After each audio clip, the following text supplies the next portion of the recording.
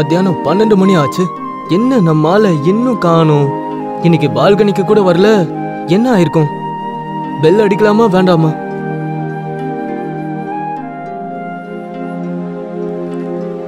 அடிச்சு பார்க்கலாம். நீயா? உனக்கே நீங்க வேலை என்ன வேணும் சொல்லு. ஆமா, எதுக்கு தினமும் ரோட்ல சுத்திட்டே இருக்க? ஒரே வாட்டி இத்தனை கேள்வி கேக்குறீங்க.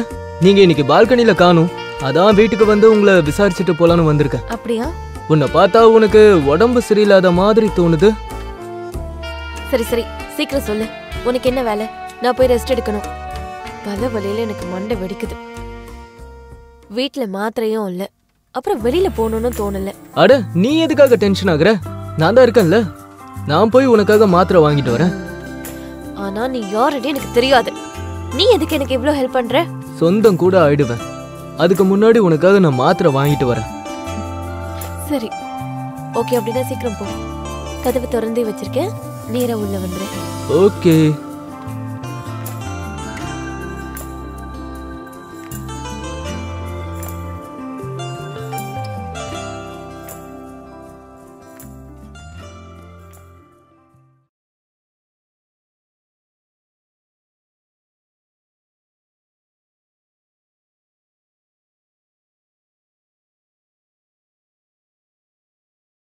இந்த மாத்திரை, இதனால உன்னோட தலைவலி குறைஞ்சிரும். அதுக்கப்புறம் இந்த தைலத்தையும் நீ வாங்கிக்க.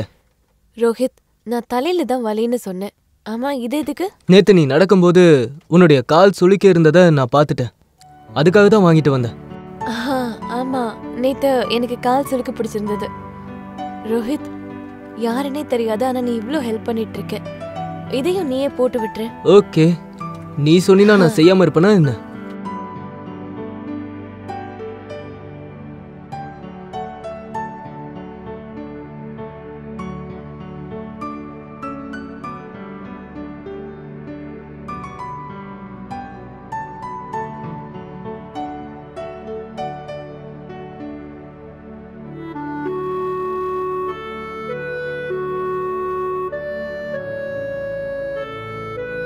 கவனம் அங்க இருக்கணும், எங்க இருக்க கூடாது.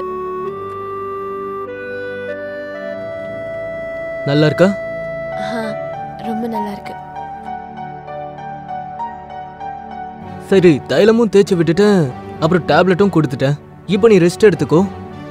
நான் இங்க இருந்து கிளம்புறேன். சரி, பாய். பாய்.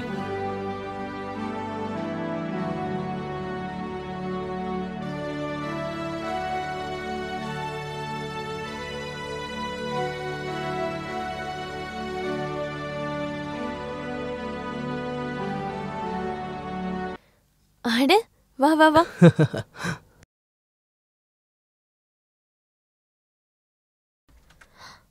உனக்காக தான் காத்துட்டு இருந்தேன். அப்படியா? ஆனா எதுக்குன்னு தெரிஞ்சுக்கலாமா? உன்னை யாருன்னே தெரியாதுன்னு எனக்கு இவ்ளோ ஹெல்ப் பண்ணிருக்க. அப்போ உனக்கு நான் தேங்க்ஸ் சொல்லிதானே ஆகணும். அப்புறம் நான் இன்னொன்னையும் தெரிஞ்சுக்க விரும்புறேன், உனக்கு என்ன வேணும்னு. ஆக்சுவலி என்னுடைய பேர் ரோஹித். அப்புறம் நான் ஒரு கேபிள் ஆப்ரேட்டர். உங்க ஏரியால எவ்வளவு கேபிள்ஸ் இருக்கோ அதெல்லாம் நான் தான் செக் பண்ணுவேன். கேபிள் செக் பண்ற?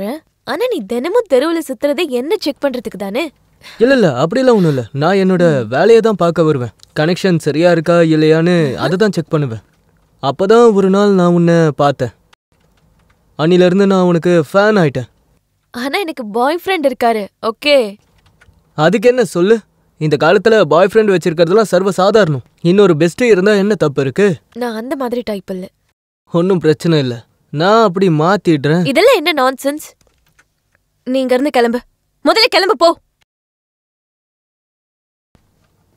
முதல்ல நீ இத பாக்குறியா? என்னது இது?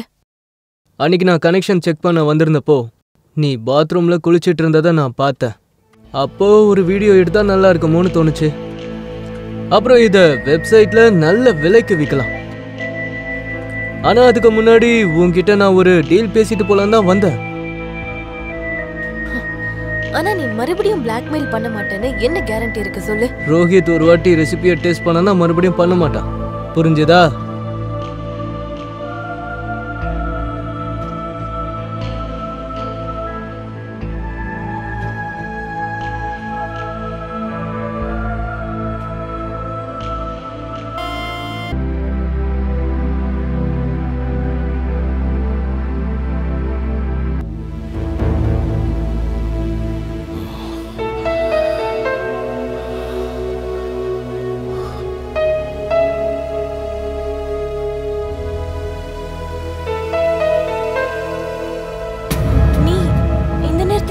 நல்லா இருக்குமா?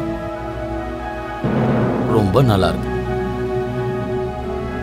இதுதானே என்ன கல்யாணம் பண்ணிக்க காரணம்? இதுக்கப்புறம் எப்பவும் நீ என் மூஞ்சிலே முழிக்காத.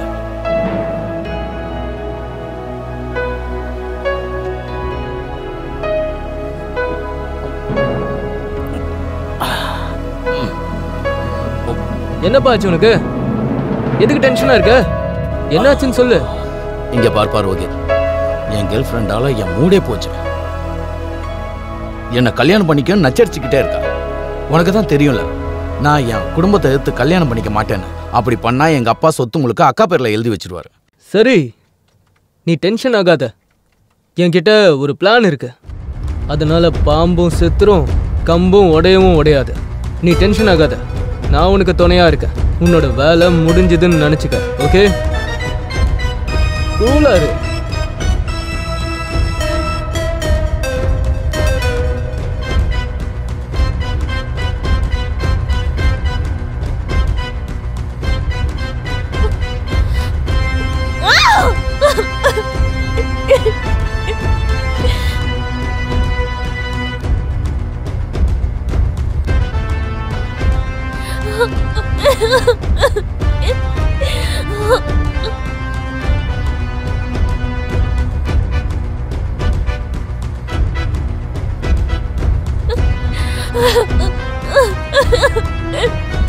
இந்த மாத்திரை இத போட்டா உன்னோட தலைவலி மாயமாயிடும்.